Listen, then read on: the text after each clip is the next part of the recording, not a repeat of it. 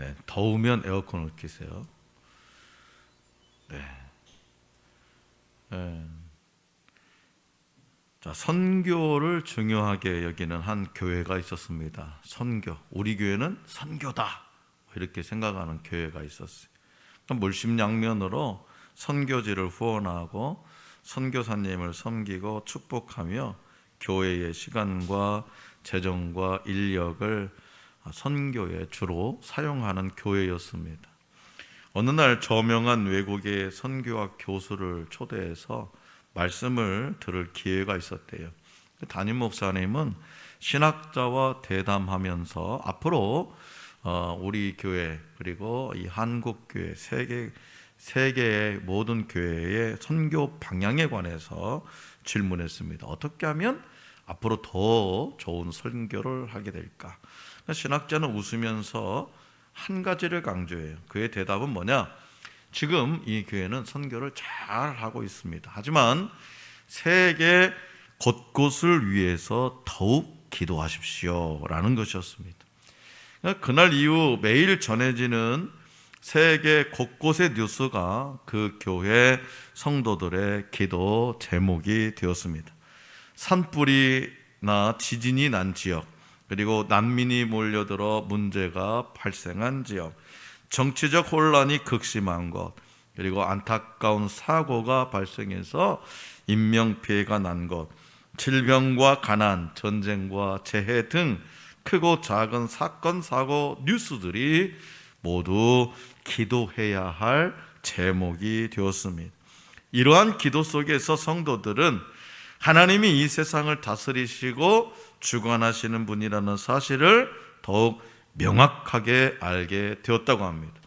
교회의 선교가 더욱 힘을 얻고 사역의 지경이 넓어졌음은 두말할 것이 없었습니다.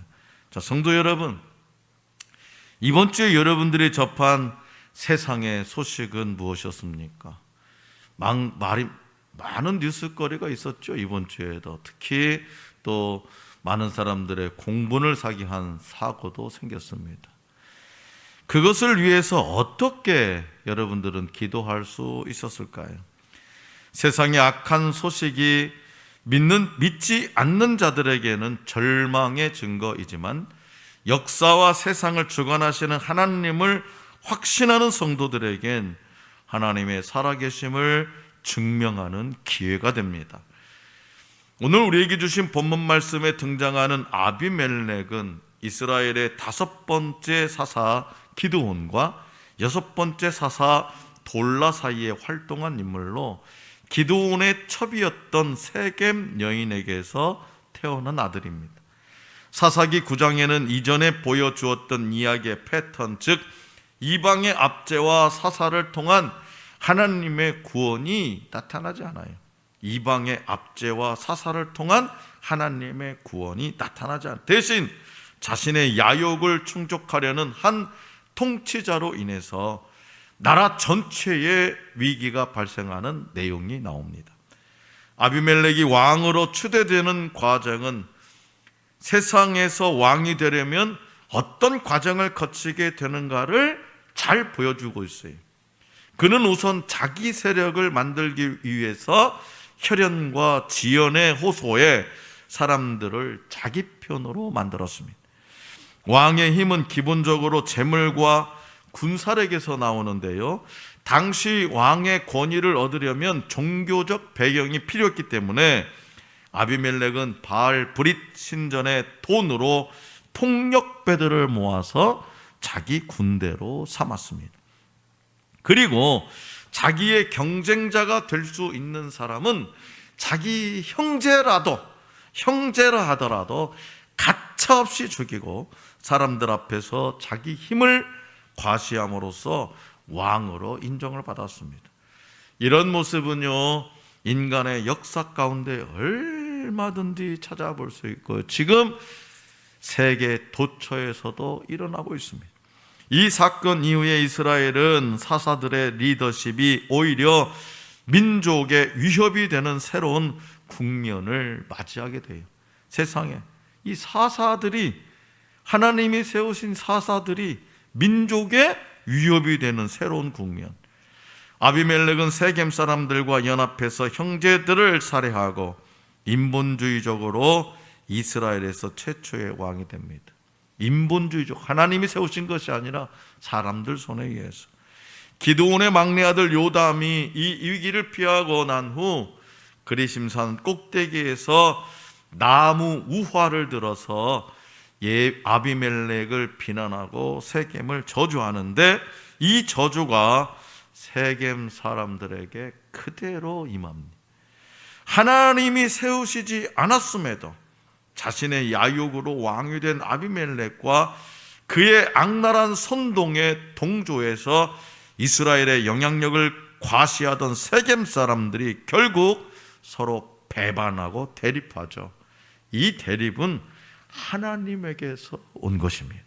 자, 그렇다면 요담은 세겜 사람들을 향해 어떤 말로 비난했으며 또 세겜 사람들과 아비멜렉의 관계가 어떻게 될 것이라고 했을까요? 자, 본문 말씀 16절에서 21절을 다시 한번 다 같이 받들어 읽겠습니다. 16절에서 21절 시작.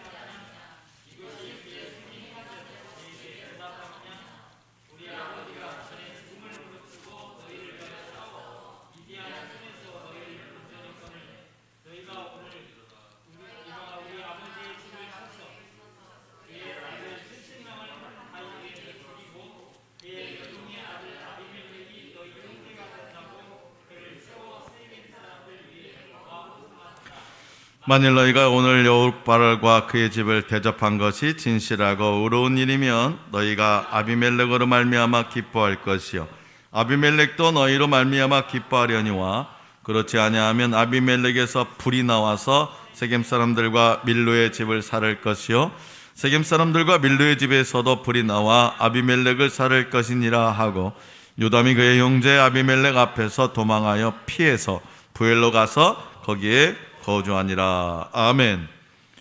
자, 이 요담의 말에는 이 세상의 왕들이 왜 포악하고 자격 없는 자들이 되는가에 대한 깊은 지혜가 담겨 있습니다. 자기 본분에 충실하려는 감람나무 그리고 무화과나무, 포도나무가 하나같이 나는 왕이 되기를 싫습니다. 왕이 되기를 거부해요. 그냥 내가 맡고 있는 일, 지금 내가 하고 있는 일에 그냥 충실하겠습니다. 그런 거예요. 그래서 나무들은요, 이 새 나무들은 궁여지책으로 가시나무에게 왕이 되라고 요청을 하죠. 가시나무들은 자기를 왕으로 세우고자 하는 나무들에게 자기 그늘에 피하라고 명령합니다. 가시나무는 잎이 높지 않아서 제대로 된 그늘을 만들지 못합니다. 그런데도 자기 그늘에 피하지 않으면 자기에게서 불이 나와 레바논의 백향목을 살 것이라고 협박을 합니다. 레바논의 백향목은요, 당시 최고급 목재로 유명한 나무예요. 가시나무는 모든 나무가 자기의 그늘에 피하지 않으면, 즉 자기 수하에 복종하지 않으면 아무리 좋은 것이라도 다 불살라 버리겠다고 협박한 겁니다.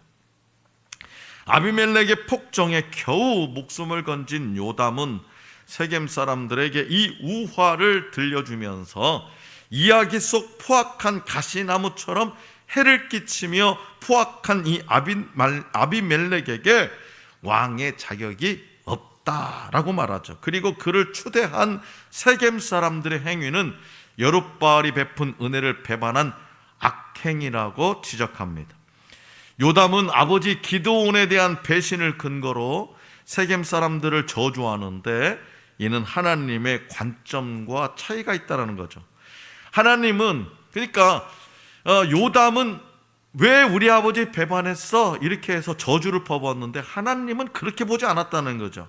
하나님은 이스라엘의 금 에봇을 만들어서 우상 숭배하게 한 기드온의 죄와 권력에 대한 야망으로 형제 70명을 서슴없이 죽인 아비멜렉의 포악으로 인해서 그 집안을 심판하는 것이기 때문이죠.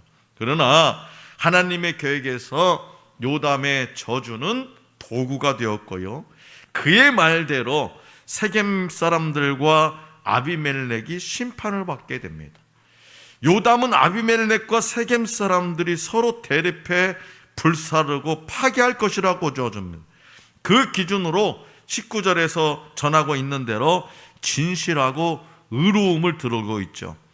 이 두 표현은요, 여호수아가 세겜에서 유언할 때 하나님을 경외하며 온전함과 진실함으로 섬기라고 말할 때 사용했던 단어예요. 이는 여호와 하나님을 진실하고 의로움으로 섬겨야 함에도 불구하고 그렇게 하지 않고 악행에 동조했던 세겜 사람들을 향한 요담의 안타까운 비난의 메시지입니다. 다시 말해서 의로운 왕은 자신을 따르는 자들을 높이고 성공의 열매를 그들과 함께 나눠요. 하지만 악한 왕은 자기가 왕이 되는데 공을 세운 사람들부터 숙청하는 소위 토사구팽의 행태를 보인다는 거죠. 요담은 아비멜렉이 진실하고 의로운 자라면 그와 함께한 자들도 기쁨을 누릴 수 있겠으나 그렇지 않다면 아비멜렉에서 불이 나와 그와 함께했던 세겜과 밀로 사람들을 치게 될 것이라고 경고한 겁니다. 자, 성도 여러분, 아비멜렉의 야망은요 70명에 달하는 형제 중에서 인정받지 못한 애정 결핍의 경험과 연결되고 있어요. 그 70명의 형제들 중에서 인정받지 못한 애정 결핍이 자기 형제들을 다 한 바위 위에서 죽여버리는 그런 애정 결핍의 경험과 연결됐다는 거예요. 그러니까 여러분 자녀들에게 사랑을 많이 주셔야 됩니다. 네? 그렇지. 우리 나엘이에게 사랑을 많이 주셔야 돼요. 나엘이는 뭐 혼자니까 사랑을 독식하겠지 뭐. 그래도요 혼자일수록 더 잘 해줘야 됩니다. 이 애정 결핍의 현상들이 지금 오늘날 이 사회 각층에서 얼마나 흉악한 폭력으로 드러나고 있습니다. 불특정 다수에게 흉기를 지금 행사하고요 목숨을 앗아가고 있어요. 지난주도 한 사건이 그런 거죠. 그래서 이는 형제들을 몰살시키는 잔혹하고 포악한 성격으로 나타나 버렸다는 거죠. 뭐가요? 애정 결핍이. 그는 왕이 되기 위해서 사람들과 모의하고 이후 세겜과의 싸움에서도 군대를 나누어 매복할 정도로 주도 면밀한 전략가이지만 하나님 없는 이 아비멜렉의 교만과 야망은 결국 실패하고 하나님의 심판 아래에 있게 됐습니다. 이를 지적하는 요담의 말이 하나님의 뜻에 완전히 부합하는 것은 아니지만 하나님 앞에서 진실하고 의로운가, 하나님 앞에서 진실하고 의로운가라는 질문은 아비멜렉의 계획과 방향을 완전히 부정하는 선지자적 표현이라는 거죠. 오늘날에도요 사회에서 높은 지위를 추구하며 자기 이름을 드러내고자 하는 마음은요 하나님 앞에서 진실과 의로움을 벗겨내는 행위를 쉽게 허용하게 합니다. 거짓과 포악함으로 욕망을 충족하게 합니다.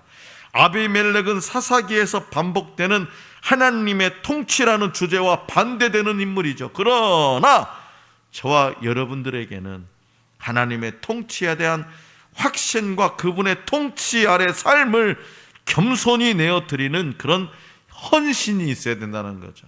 자, 그렇다면 오늘날 어떻게 해야 하나님의 통치 안에서 살아갈 수 있을까? 그것은 바로 예수 그리스도를 따라가는 것이 하나님의 통치를 철저히 인정하는 삶입니다. 우리는요 자유의지로 어떤 것이든 선택할 수 있어요. 우리의 모습과 일치하는 가시나무를 선택할 수 있고 또 고귀하고 아름다우며 영화로운 감람나무를 선택할 수 있습니다. 그러나 내가 좋아하는 것이 아닌 우리 주님이 기뻐하시는 것이 무엇인지를 분별해서 그것을 선택해야 돼요. 그것이 바로 영원토록 참 평안을 누리며 하나님의 통치 안에서 살아가는 비결이라고 하나님은 오늘 저와 여러분에게 강력하게 말씀하고 계십니다.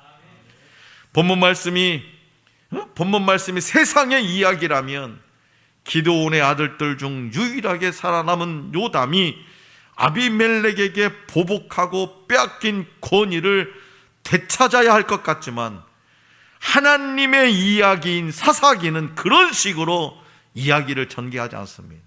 세상 이야기는 복수의 복수를 낳아요. 그러나 하나님의 이야기는 그런 식으로 이야기를 전개하지 않습니다. 하나님이 아비멜렉의 죄악을 갚으시는 방법은 바로 악인들이 그 악함으로 자멸하게 하시는 거예요. 스스로 무너지게 하는 거라는 거예요. 하나님은 아비멜렉을요 3년까지만 놔두셨어요. 3년 후 아비멜렉과 세겜 사람들의 관계에 변화가 생기기 시작했습니다. 그들이 서로 의기투합해가지고 한 사람 왕을 세워주고 한 사람은 그 나머지는 또 권력을 나눠 가졌는데 3년까지만 하나님 놔두셨다. 3년 후에 아비멜렉과 세겜 사람들의 관계가 변화가 생깁니다. 자, 본문 말씀 22절과 25절, 22절에서 25절을 다 같이 받들어 읽겠습니다. 시작.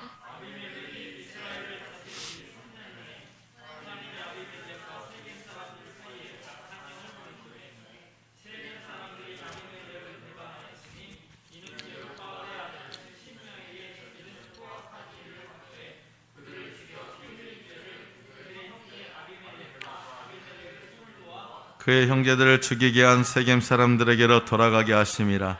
세겜 사람들이 산들의 꼭대기에 사람을 매복시켜 아비멜렉을 엿보게 하고 그 길로 지나는 모든 자를 다 강탈하게 하니 어떤 사람이 그것을 아비멜렉에게 알리니라. 아멘. 하나님은 3년이 지나자 아비멜렉과 세겜 사람들에게 악한 영을 보내셔서 세겜 사람들이 아비멜렉을 배반하게 하셨습니다. 자, 그렇다면 세겜 사람들이 왜 돌아선 걸까요? 그들이 아비멜렉을 배신한 이유는 아비멜렉을 왕으로 세운 이유와 동일한 것이었습니다. 뭐냐? 인간적이고 세속적인 이유라는 거예요.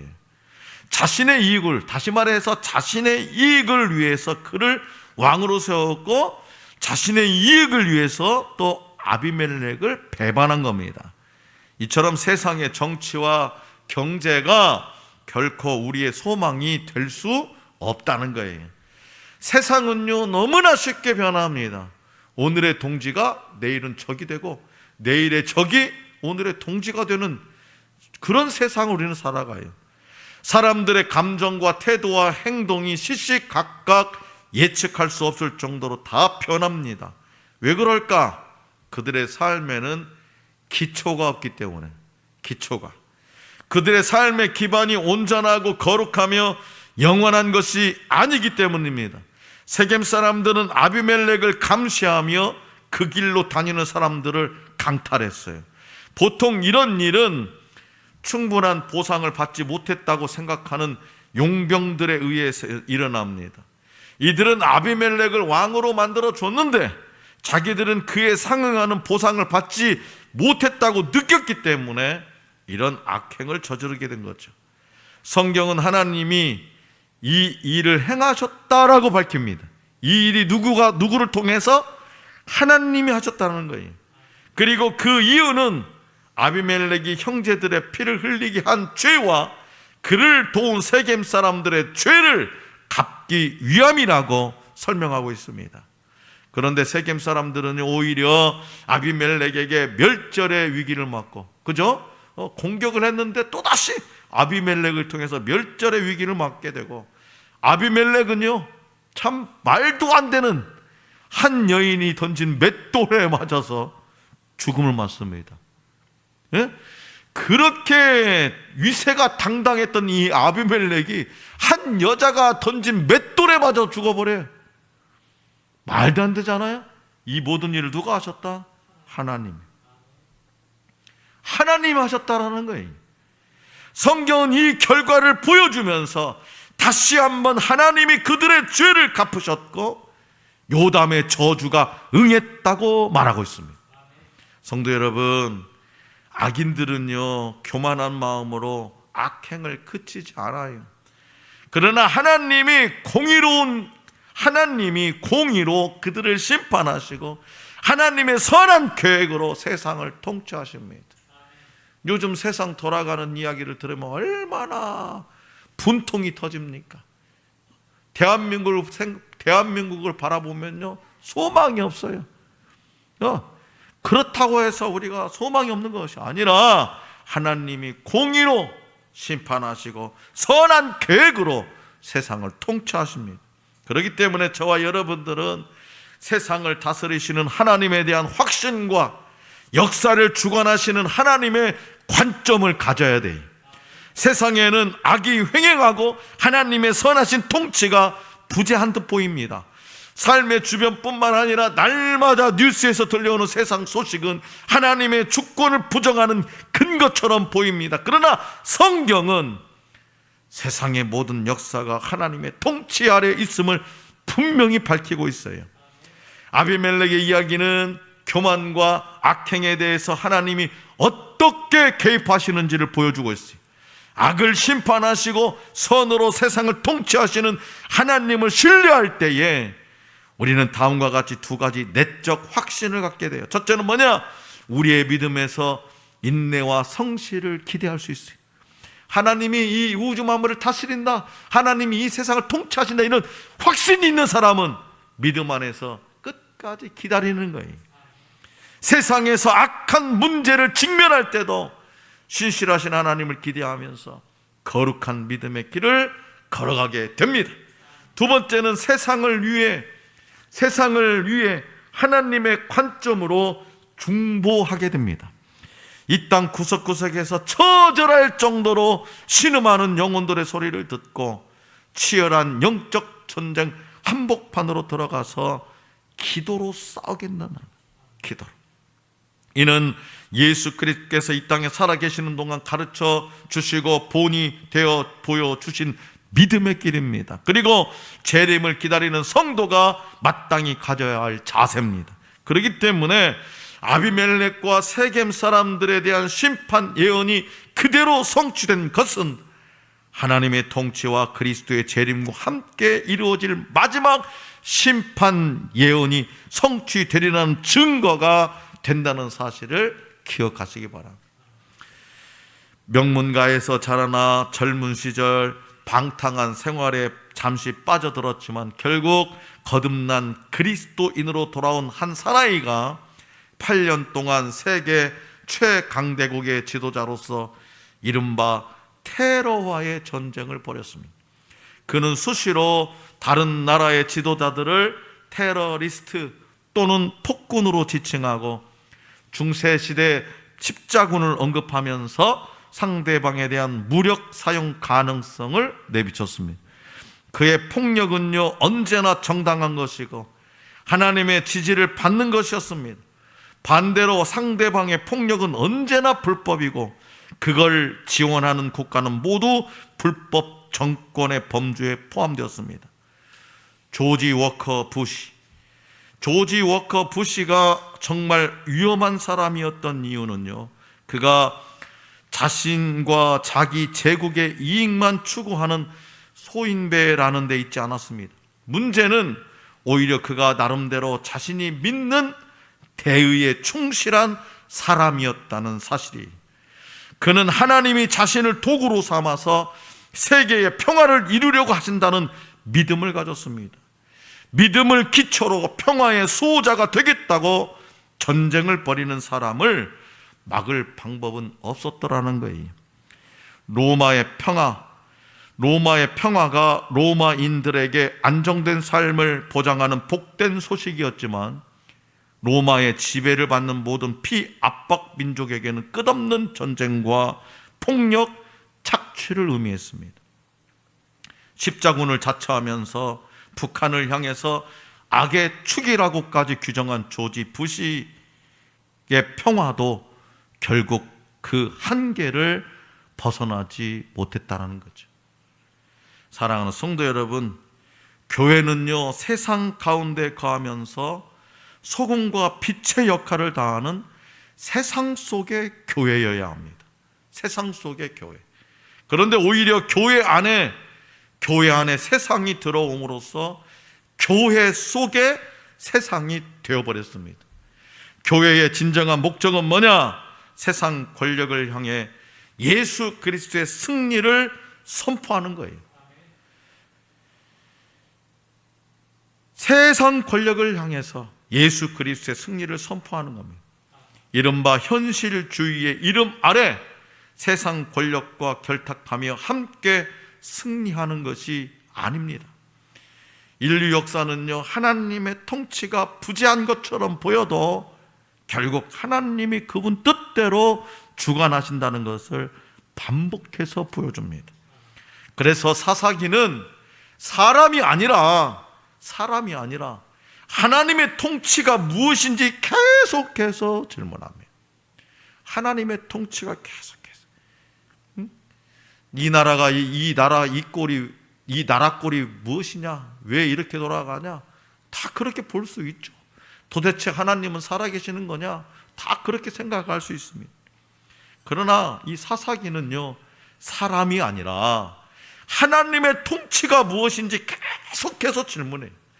아비멜렉은 그의 야욕을 이루고자 주도 면밀한 온갖 계략과 폭력을 사용했지만 결국 하나님의 심판 아래 자멸하고 말았습니다. 주도 면밀하게 기가 막히게 계획을 세워서 자기가 왕이 되었고 나라를 다스리는 것 같았지만, 자기가 그 온 나라의 주인인 것 같았지만 결국 하나님의 심판 날에서 자멸하고 말았어요. 그래서 저와 여러분들은 욕망과 죄의 유혹에 넘어지지 않도록 주의하고 하나님의 의로우신 통치를 확신하면서 바라봐야 됩니다. 언제나 악은 모양이라도 버리고 하나님이 기뻐하시는 선을 따라서 행해야 됩니다. 그럴 때 세상의 악에 대항해서 선하고 신실한 믿음의 길을 걸어갈 힘이 내 안에 채워지고요. 또한 죄로 신음하는 세상에서 하나님 나라가 임하길 고대하며 기도할 수 있게 된다는 거예요. 여러분, 기도하셔야 됩니다. 지금 우리는요, 기도할 때 이렇게 국론이 분열되고 서로가 서로를 반목하고 있고 세계 경제는 추락하고 있고 계속해서 환율은 오르고 있고 어디를 봐도 소망이 없어요. 어디를 봐도. 그럼 우리가 지금 뭐 해야 됩니까? 하나님이 통치를 인정하면서 그리고 세상 한복판으로 들어가서 기도해야 됩니다. 그러므로 이기적인 욕망과 죄의 유혹을 멀리하고 하나님 앞에서 거룩한 삶을 살아갈 수 있기를 원합니다. 하나님의 주권과 통치를 확신하면서 세상을 향한 주님의 마음을 품고 기도하는 하늘 소망 교회 성도들이 될 수 있기를 간절히 기원합니다.